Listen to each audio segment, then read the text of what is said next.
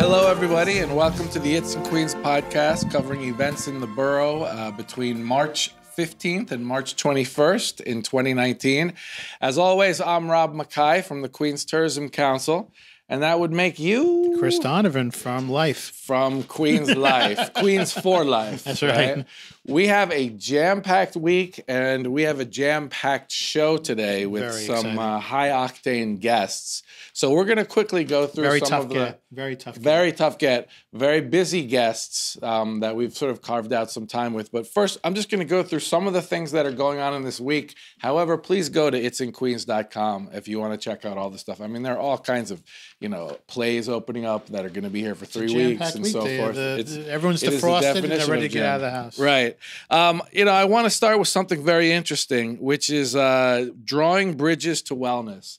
It's a art exhibit that's going to open up on March 16th in Queens Museum and be there till March 25th. Okay. It is art created by people who are in the mental health department or patients in the mental health departments of both the Jamaica Hospital Medical Center and the Flushing Hospital Medical Center. Nice. So they're expressing themselves through art. And it's it's art therapy, and it counts as what you call outsider art. Okay. Yeah. That's cool. I imagine if you drew something and then you got it into the Queens Museum, it's got to be a huge thing. It's got to be good for them. And also, some people are fascinated by outsider art. There's a huge market for it. Is that right? I actually have a friend who works for a guy who's known as like the world's foremost authority on outsider art. Mm-hmm. So whenever he buys a piece, it immediately, gets 10 times more valuable. Oh, I have a canvas of a still life of a hot dog I'd like to show him.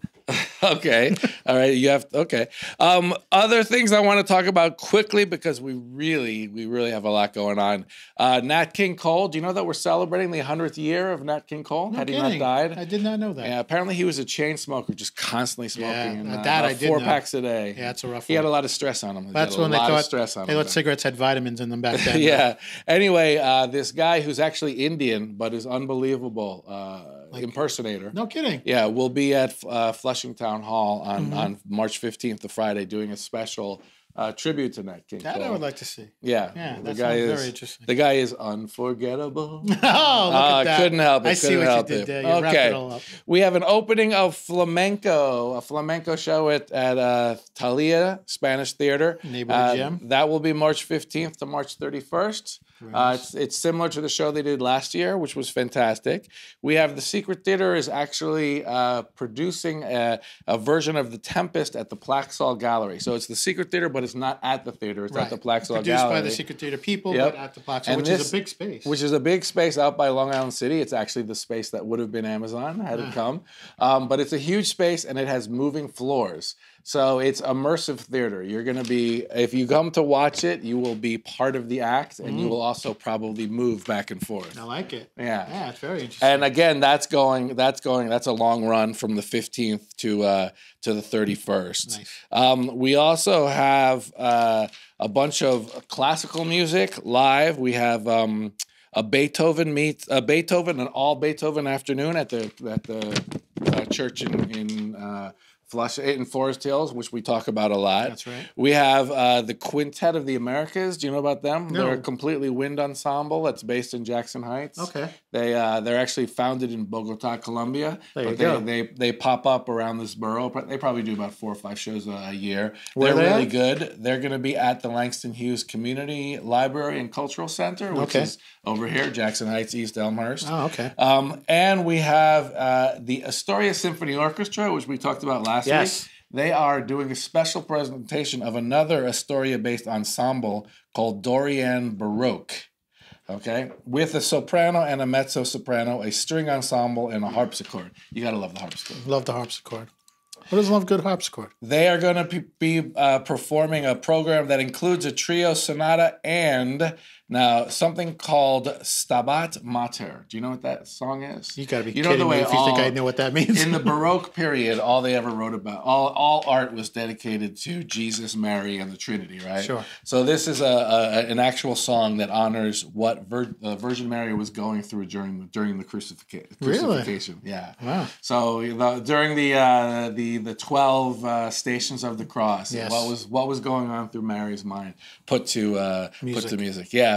Yeah. So just quickly then, there is a 14-year-old piano prodigy from Queens performing at Flushing Town Hall. Very nice. On March 17th. He's 14, and he is performing masterpieces by Scarlatti, Gershwin, Chopin, Beethoven, and Prokofiev. Wow. The last one I'm not so sure with the pronunciation. I got nothing on that. Anyway, his name is Huang Tiang, and congratulations to him, man. That's incredible to be 14 and playing in a venue like that. Yep. We also have a group that's known as the Rat Pack of Opera. They're 3 British tenors. Mm-hmm. They will be at the Queensborough Performing Arts Center singing opera. So they opera with a British accent. Heavy whiskey drinkers, or what? I don't know. What's the Rat Pack deal? I don't know, but yeah, the Rat Pack is that they're. I don't know. That maybe they look like the Rat Pack. I don't know. But, nothing like opera with a British accent. I love it. Since most operas are written in Italian and German. Right, yeah. So we're good on that. I also wanted to say that a writer. Do you remember the creature of the Blue Lagoon, Black Lagoon, Green Lagoon? Blue Lagoon was Brooke Shields. Oh. The Creature from the Black Lagoon was a different movie. Oh, okay. Well, The Creature from the Black Lagoon, 1954. Right. Did you see it? Not when it was released. But have you seen it when it was released? Have you seen it? No, I've never actually seen it, no. Oh, okay. Well, it was 1954, and a woman named Mallory O'Meara has written a book called The Lady from the Black Lagoon. Okay. She will be introducing the show at the Museum of the Moving Art, or the movie. They will then watch the movie, and then afterwards she will be talking about her book, and she will be signing it. I feel like there's more to come on this podcast about movies. But, You think there's going to be more to come on this podcast about movies? Yeah. I think you're right. There's only one more thing I can say because it is so close to my heart. The Garifunas. Have you ever heard me talk about Garifunas before?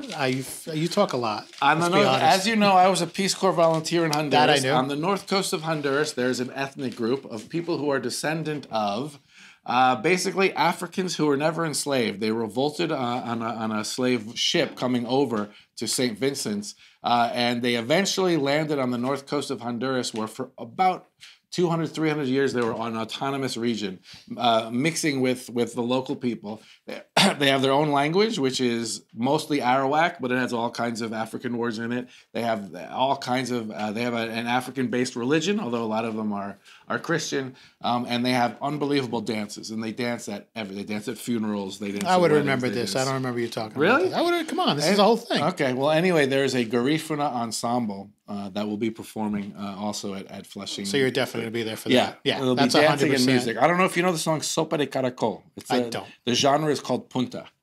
Anyway, that was a big Garifuna song that made it big in Latin America. Oh, a big hit. Yeah, it was a big hit back then. And there's a whole dance. It's really hard to do for those of us who didn't grow up with it. Mm-hmm. But anyway, that is only that's about a tip of the iceberg. That's about 60% of what we got going on. Yeah. The real show. Yeah. This is a trailer. This is right. This is just a trailer for the big reel. Show. This is the sizzle. We're gonna bring on some people who are particularly beloved. Yes. In this borough. And I'd say well beyond this borough. Actually, I would say internationally beloved. Yeah. That's right. So stay tuned, and we'll be right back. We'll be right here. All right, well, welcome back to our second half of our podcast. It's in Queens this week. This week we have two very special guests, Don and Katha Cato from the Queens World Film Festival, founders, producers extraordinaire. What else can I put on the resume here, guys? Help me out. Curators, I would say. Husband and wife. Innovators, devastators. Mm-hmm. And Connectors. That's a big thing about what we do. And I think that we social media. Do you think we're influencers? I think also so. Kingmakers. Oh, there you go. I think that's probably gone. Queensmakers. They're makers in Queens. We're back for another year at the festival. We had you guys on last year, right? We had them on for the 8th annual. Now it's the 9th annual. And we're starting on March 21st. That's right. Going through the 31st. Almost a week away. So give us a quick breakdown. How many films? How more many than submissions? 200, correct? Well, there's 200 films from 31 nations. 18 are from Queens. 11 are by children under the age of 11. 79 are by women. We have 24 from Manhattan, 20 from Brooklyn, one from the Bronx, and sadly, none from Staten Island this year. Shaolin. Come on. Next year. Right. And That toll. Just, yes, they don't want to pay the toll to come over here and watch. They have to turn their watches back. Right. It's a whole thing.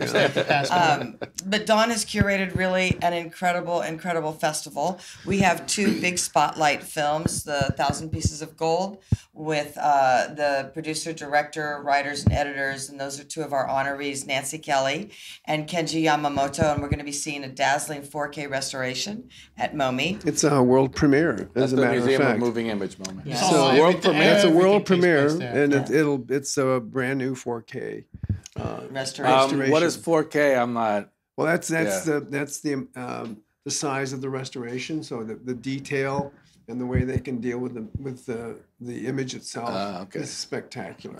Okay. It's like the plasma film goes into 4K. Yeah, it's beautiful. There's one other very important film, which is In the Soup, and that's also a restoration. And both of the restorations were done by Indie Collect. And this is going to be hosted by David Schwartz, and the director, Alexandre Rockwell, will be there. Now, David is an honoree also, and he just stepped down from his position of chief curator at MOMI that he held for 33 years. Yeah, I've been to some movies that during series that he's organized, and he's always there to interview. He loves movies. That guy just loves movies. So being head curator at MOMI worked out pretty It was a good job. It was a And square then peg in a square hole. We asked him what film he would like to screen. And so he picked In the Soup with Steve Buscemi. Okay. Oh, Steve Buscemi? Yes. Former FDNY. Yes. That's right. So that's showing. That's the world premiere, or that is a 4K also by Indie Collect. Right. But it's on Thursday the 28th.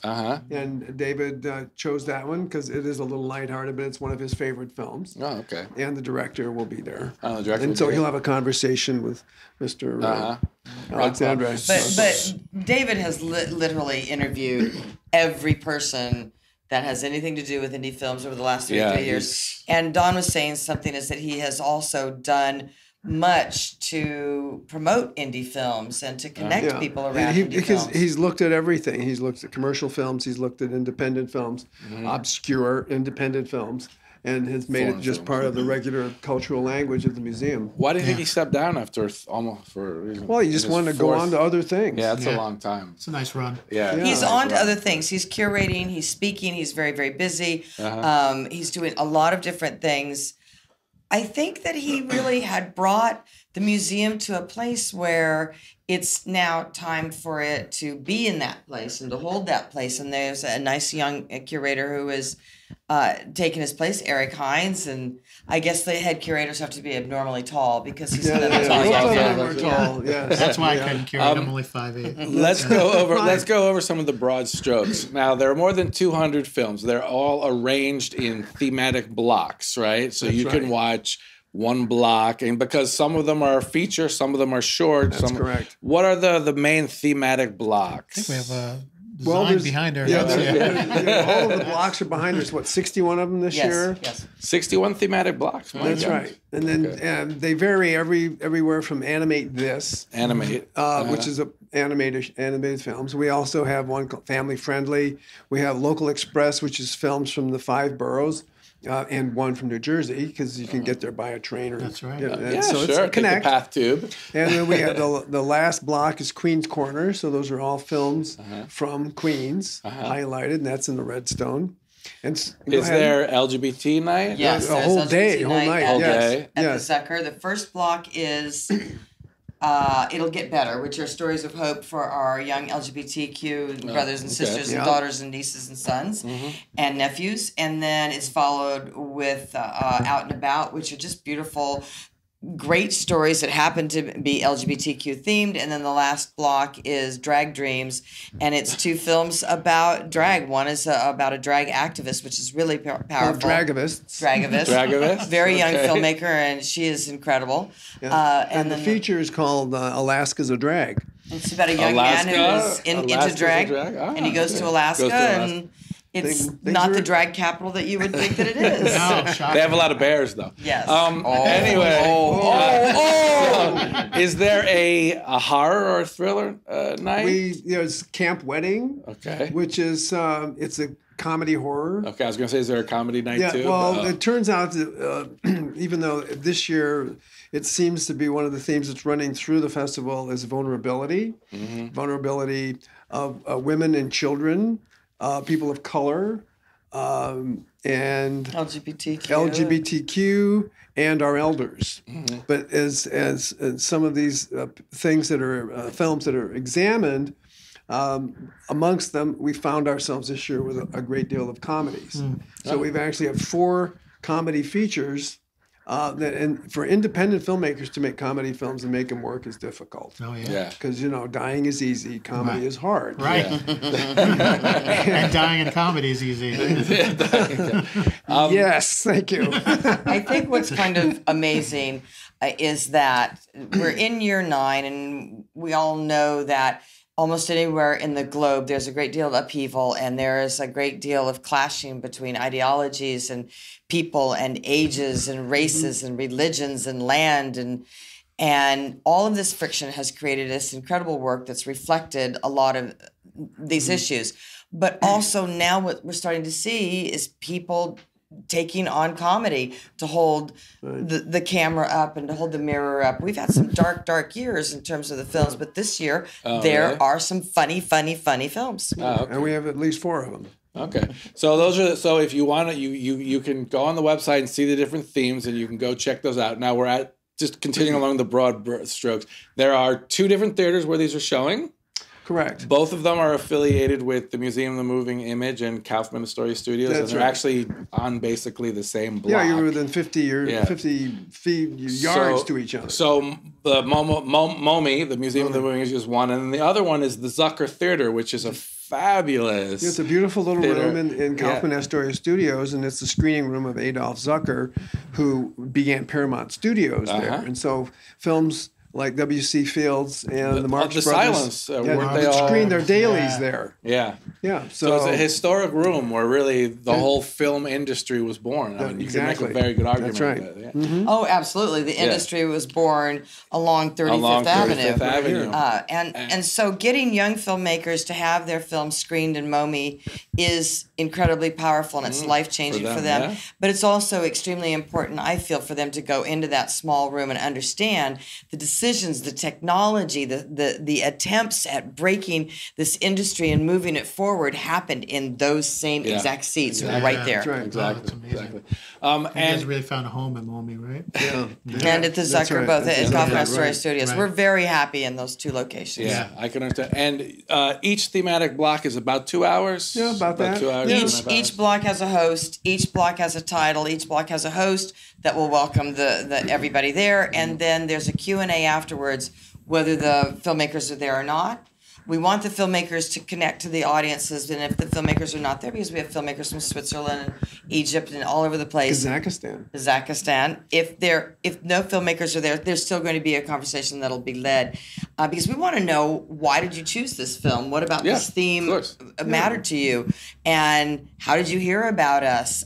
We think each of these little blocks are an opportunity to bring people together. Some of them are going to love these films. Some of these films are going to make you uncomfortable, and that's all right. That's fine. We need to be a little bit uncomfortable while we realize there are different perspectives in the world, and we have to find a way to understanding that they both exist. Okay. And these stories can exist. And these stories and this curation, this festival, brings people together into these rooms who would never be together on a Sunday afternoon watching a film from Kazakhstan if it wasn't for this festival. Exactly. So that's kind of the basic. Now tell me a little about the films. Obviously, most are in English, but some of them have subtitles. Yeah, some have subtitles. Well, most of the foreign films have subtitles, although some are in English. Yeah. And so it's not a problem, I think. And how short is the shortest? 37 seconds. 37 seconds to 2 hours would be the longest? 2 hours and 2 minutes. 2 hours and 2 minutes was the longest? That's right. And 2 hours and 2 minutes, that's the the Quiet Storm, Ron Artest story. Oh, that's wow. I was hoping to talk about that because Ron Artest. Anybody who loves Queens loves right. Ron Artest. Absolutely. And former NBA basketball player who grew up in Queensbridge, played for St. John's. That's right. Should have been drafted by the Knicks in the first round, but they let him go. Another mistake. They had the 17th pick, and he was still available. And they let him go. They picked up a French dude, a 7-foot French guy who played for like 2 minutes. Yeah.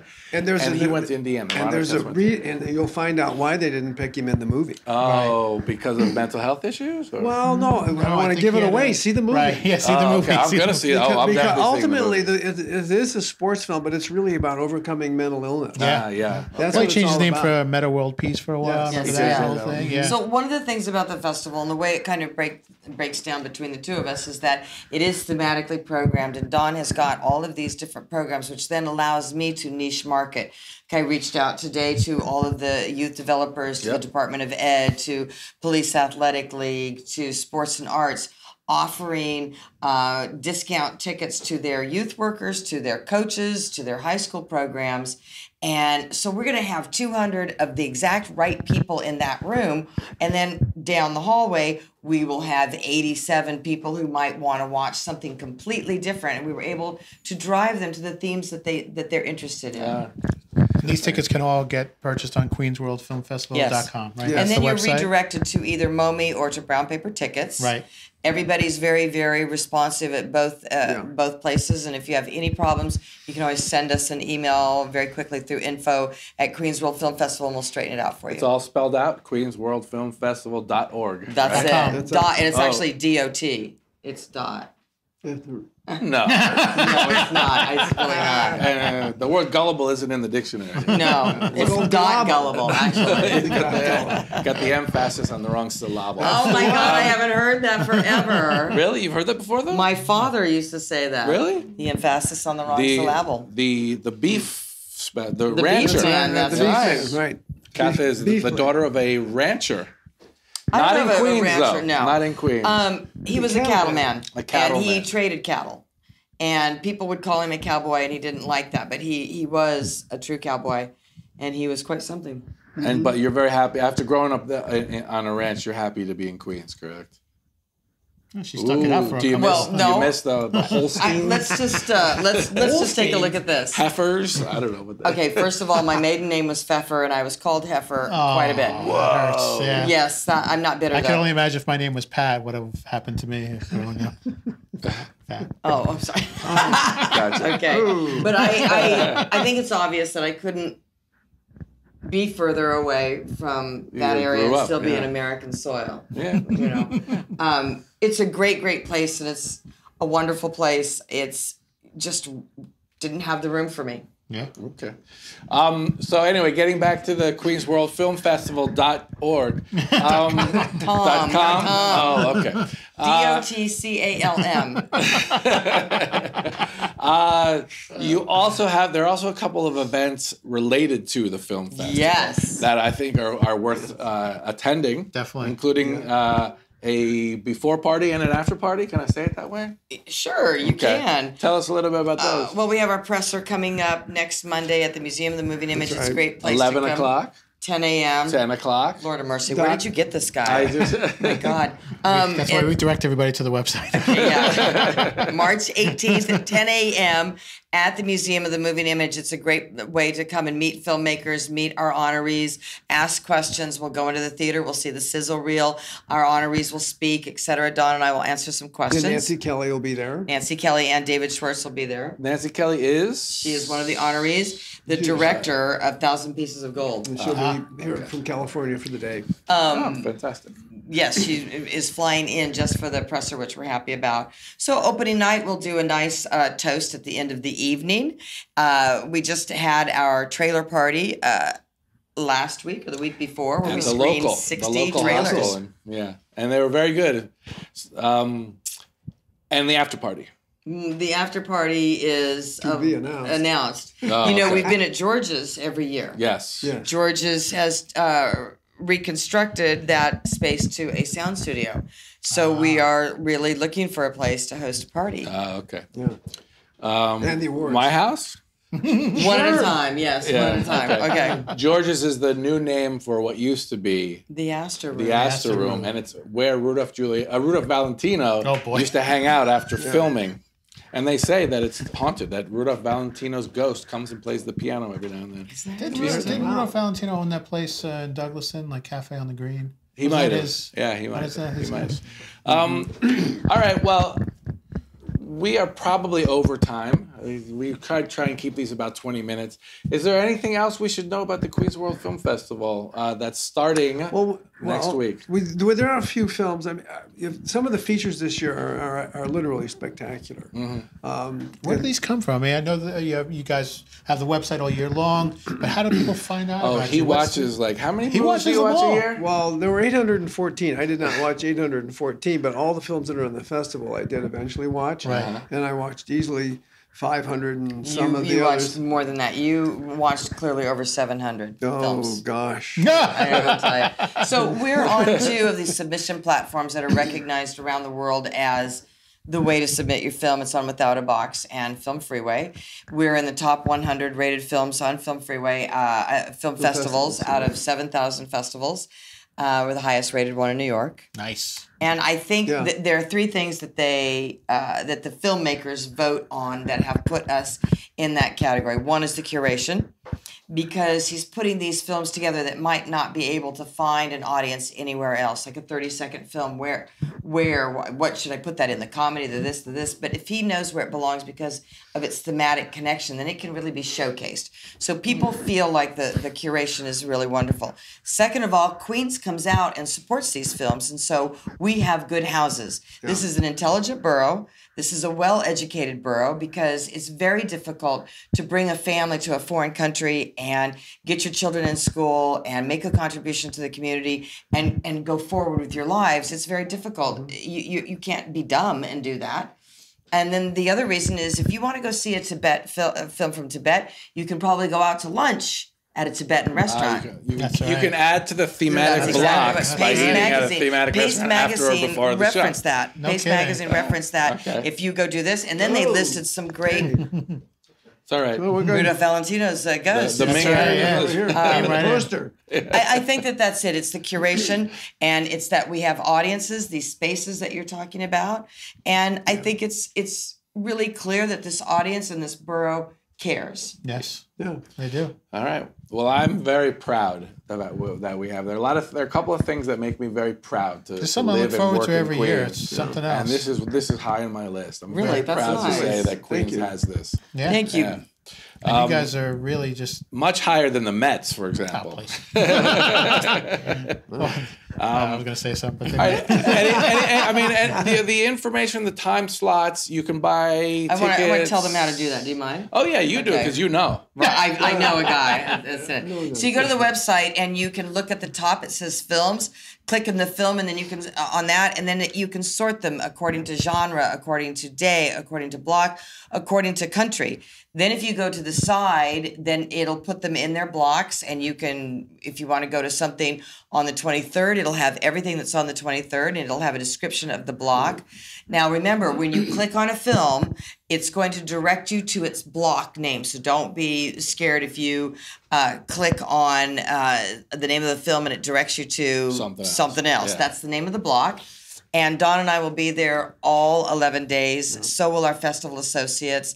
Everybody on this end of the camera is pretty excited. Oh, speaking of, what your social media stuff is all Queens World Film Festival? It's all QWFF, right? QWFF. It's hashtag QWFF9, but then we're Queens World Film Festival. You can find us everywhere. Yeah, we can find. You guys going to get any sleep these upcoming 2 weeks? It was either work or sleep. We talked about this before you got here. The festival week is actually nowhere near as busy as what we are doing now. Nowhere near. That's right. And it's kind of fun. I mean, what's really fun, last year I think was the first time we really had a really super fun time ourselves. Did. That's right. Yeah. And I think it's going to be that way. I actually saw a couple films on the big screen. Okay. It's important now for you can see the 4K films on the big screen. Yes. Yeah. On the really big screen. That's right. When things are really going on there, you'll see me out in the lobby. I'm so excited that people are here. Then you'll go into each theater, and he's standing in the back very quietly looking, and he'll look up there and he'll look up there. So he's checking the images, and I'm checking the people and making sure that both of those things connect properly. Yep. So they do a great job. Thank you. Seriously. All right. Well, thank you for consuming this podcast. That I think is the verb you have to use nowadays. You could be watching it, could be listening to it. Take it in. Yeah. We're on Spotify now. We're on so iTunes, you can go off YouTube. Spotify, YouTube, iTunes. What iTunes, else? And of course, Stitcher Premium. Stitcher Premium. Okay. Stitcher. All right. Thank you all, and we hope to see you in the borough this weekend and after this weekend at the Queens World Film Festival.